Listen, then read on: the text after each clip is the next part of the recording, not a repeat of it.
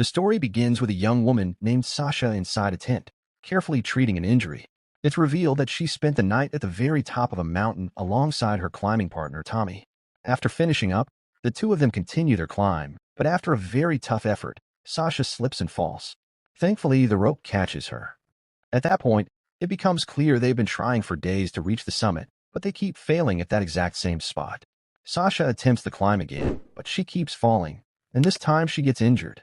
Tommy tells her they should quit and head back, but Sasha refuses to listen and insists on trying again, only to end up with the same result.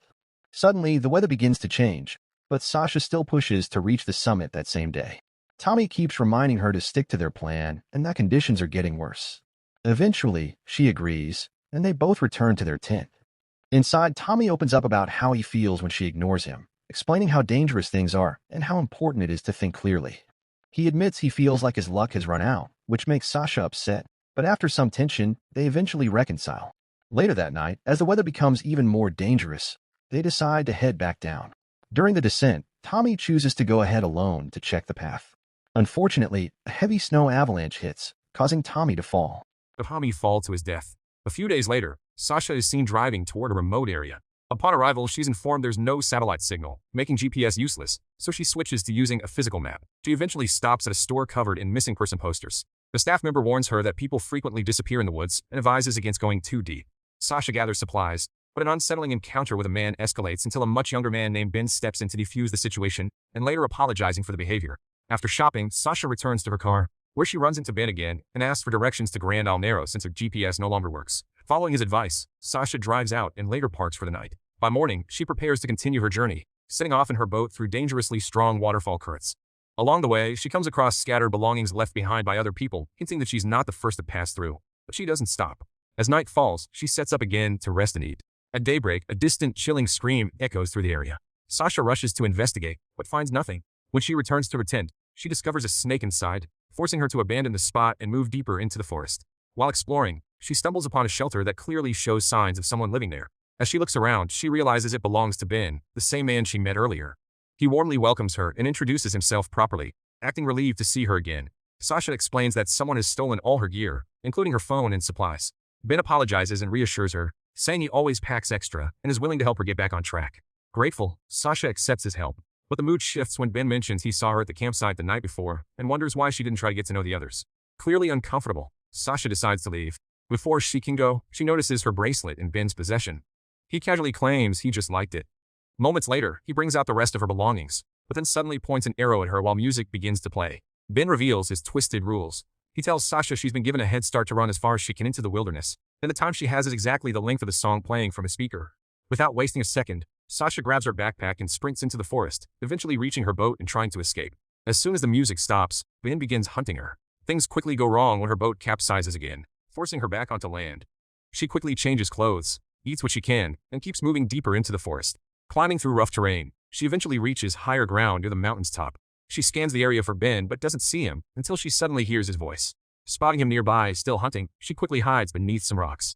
Ben tries to lure her out by making noises, but she stays hidden. Eventually, he leaves, giving her a chance to escape once more. From another vantage point, she spots him again, this time distracted, swimming nearby. Seeing an opportunity, Sasha sneaks back to her boat and starts untying it. Suddenly, something snaps tight around her leg, the hidden trap Ben had set beneath the water. She screams in pain, alerting him immediately. Ben rushes over and drags her out of the river.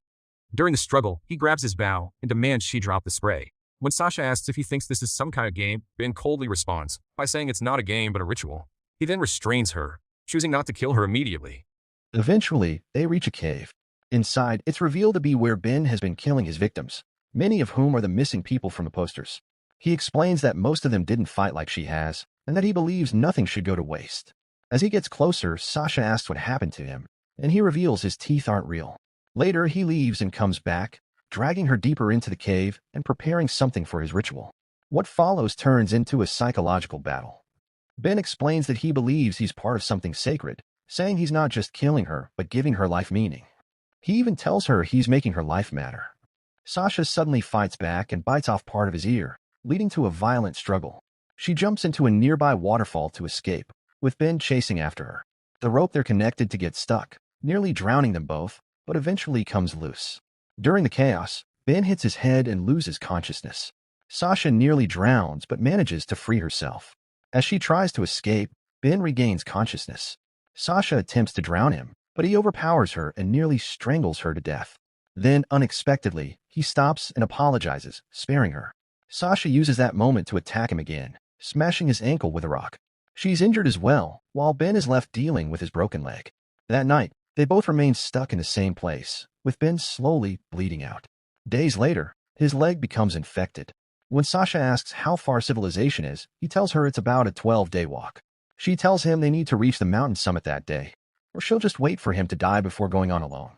She offers to help him climb if he frees her, but he agrees only on the condition that he'll release her once they reach the top. They begin the climb with Sasha leading.